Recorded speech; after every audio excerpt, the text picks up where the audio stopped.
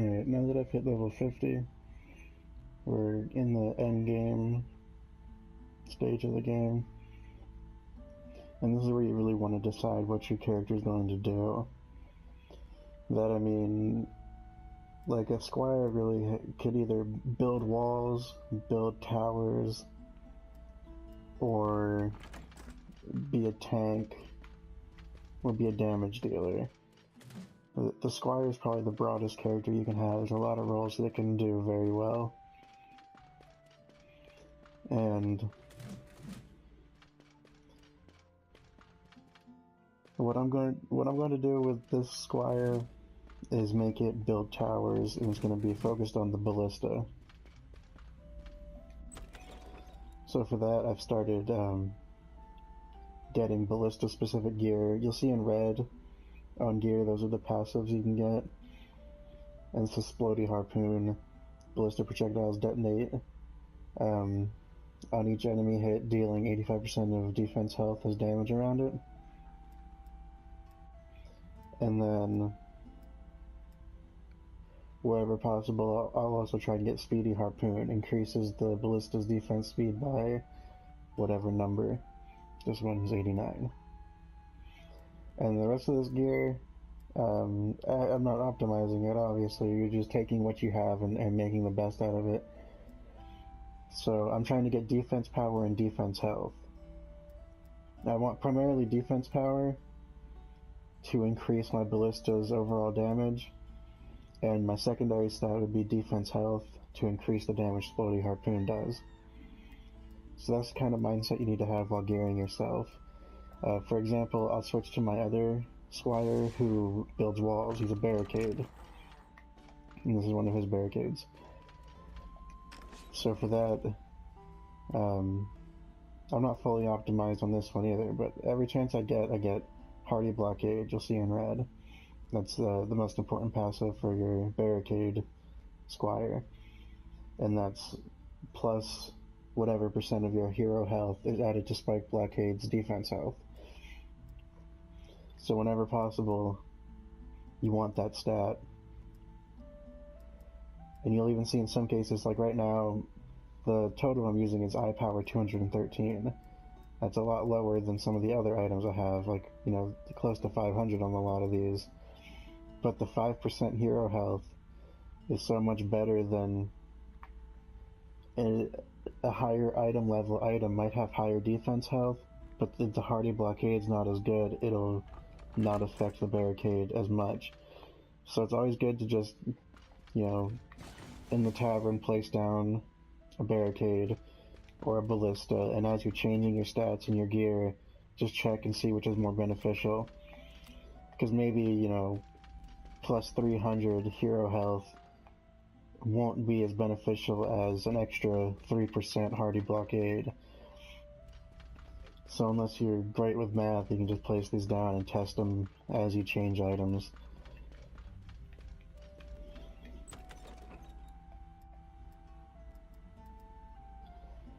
And those are the two ways I'd recommend you choose to build your squire right now. Either wall or ballista. So those are the two builds I'm going to stick with.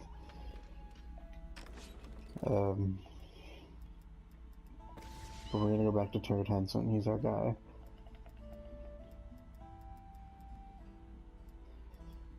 And this also kind of brings in the pet. Now that you've been playing, you should have acquired lots of pet eggs by now. And you should probably, if you haven't been hatching them, you should begin hatching some of them, just to try and start getting a nice collection of pets with different stats and abilities to further optimize your character. And you can also re-roll with re-roll items that you get, like you would examine the pet and hit re-roll, and you can choose the different stats that you want to adjust. And say I want to change hero damage. And hero damage isn't a stat that I need, but defense health is my secondary stat, so either of these would work well, but I think I'll go with the defense health, because that's what I'm deciding as my secondary stat. And now it's gonna And I'll try to reroll hero health too, because that's not necessarily something I need. And defense power came. So right off the bat, my pet, the stats aren't completely optimized to what I'd like, but they're the stat value that I want, and I don't want to spend a lot of money to really optimize those rolls right now. But that was an easy way to get a quick stat boost, and it raised my ballista's damage per second by a little bit there. It also brings me to your sphere sheet. For me, I started getting things that would optimize my ballista. So I got defense speed, defense power, defense health. And then I got ranged, increases range of squire projectile defenses by 10%, and I got 2 of those. And then powerful spears, 30% chance per hit for the ballista to deal full damage to all targets pierced for the next 4 seconds. So that's just a chance to further increase my damage done with the harpoon. And the Uber, there's not really a great Uber for this build. So I just went with Explosive Guard. That's the one that I have.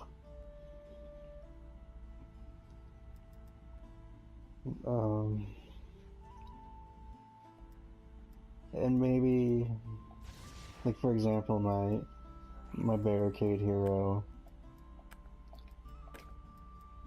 has a lot of defense health, hero health.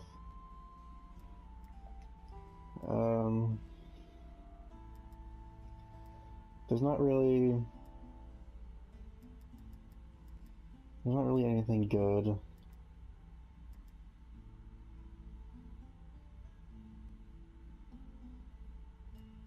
For the ballista pierce, I didn't notice that was even a thing. But they have 50% of damage taken by its blockade is returned in its next attack. And there's some. You just gotta look and see what works best for you and what your character does. But the skill spheres are incredibly important to your build. They completely change the way a character plays.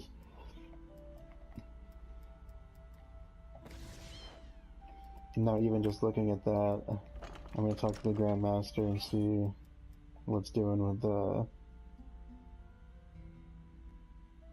these harpoons. Ballista Pierce. That's pretty expensive. I can't even afford it, but that's something that I'll end up saving up for.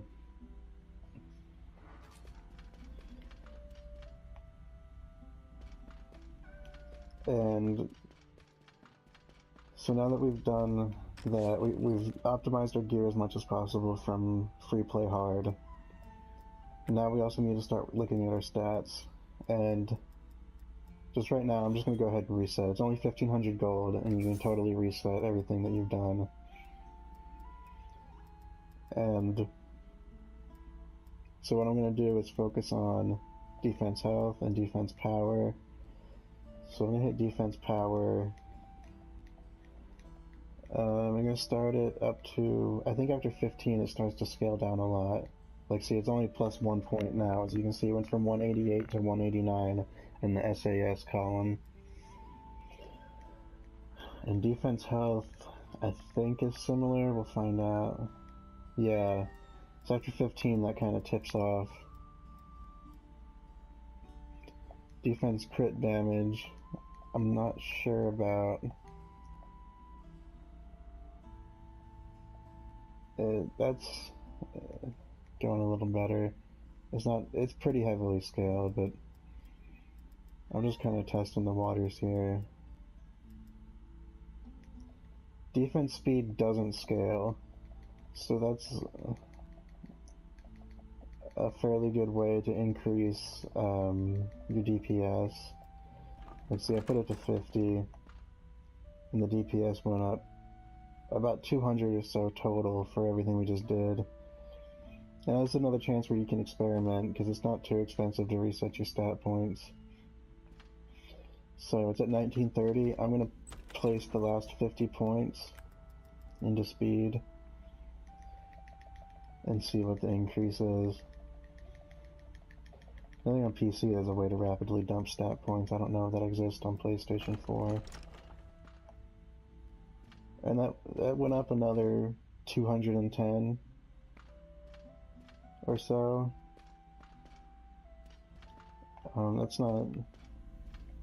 It's not bad, it's not great either. But it's probably a higher gain than we would have got from increasing, you know, one attack, one defense power. Defense range is another one you could do. I don't know that 50 points is worth it. The ballista's range is already very good.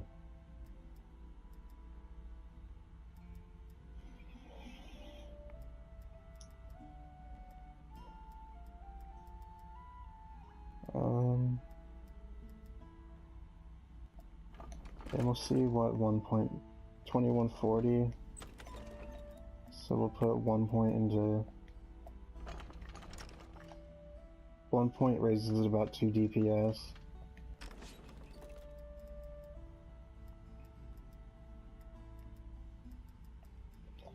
So the defense speed is a better investment past level 15 than defense power.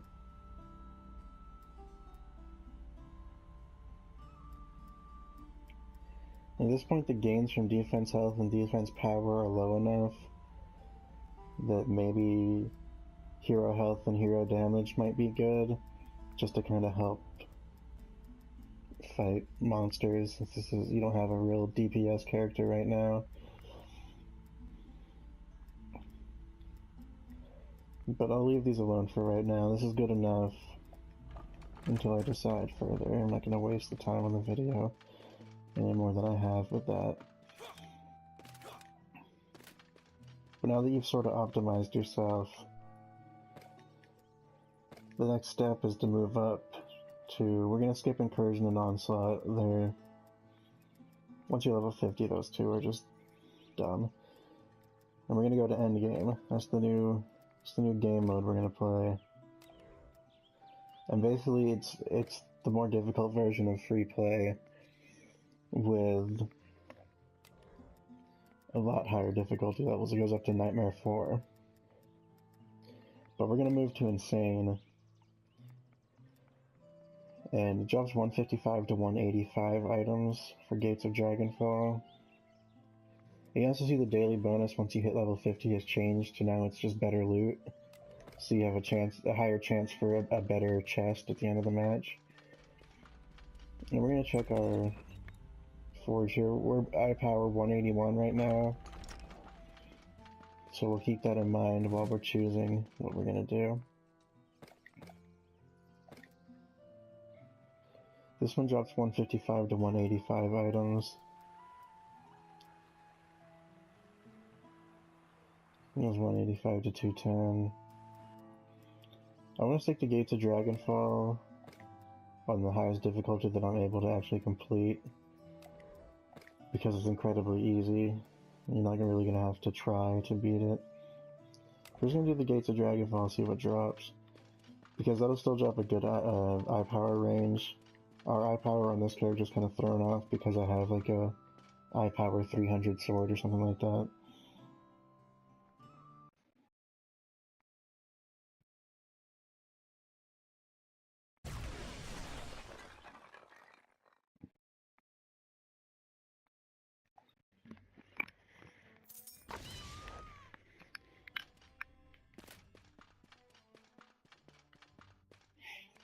And this is probably the first time you're going to start seeing a difficulty spike in the game.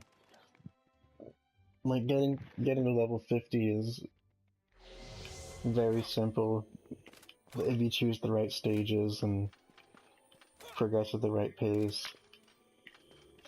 This is where, unless you start finding people to play with, things will get a little more difficult. And where you might want to start thinking about creating more characters. So, what I'm going to do is show you the benefit of multiple characters. Like, for instance, this is I told you about this character's barricades he makes.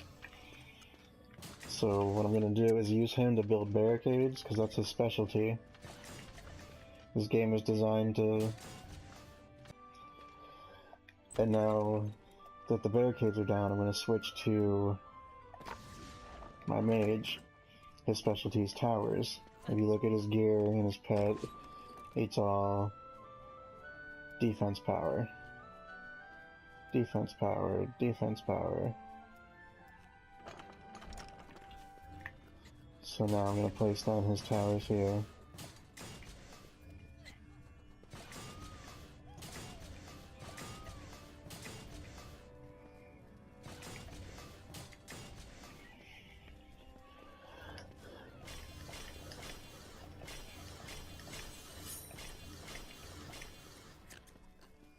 And now, when you play a wave, and you're looking for passive stats on your gear, they'll only drop for the character type you're playing as. So something that's character specific, like Speedy Harpoon, would only drop if you're playing on a Squire. So since I want gear for my Squire, I'm going to switch back to him, and I'm going to play all these waves with my Squire out, so the gear lands for him. But my other characters have their towers out, which are far better than what my Squire can do to help him out. So that's why every character needs a specialization, and you would rotate them regularly to use them for their specialties. And I'm gonna end this here, and we'll pick up again with another video on endgame stuff, like an endgame part 2 type of thing, for more of what you should do once you hit level 50, before we move on to endgame gear farming. I mean, this is your first step of gear farming. Just keep playing this stage until you have sort of optimized for what item level it drops, and then move on to maybe Life Root Forest, and probably start thinking about creating another character to supplement your current character's weak points.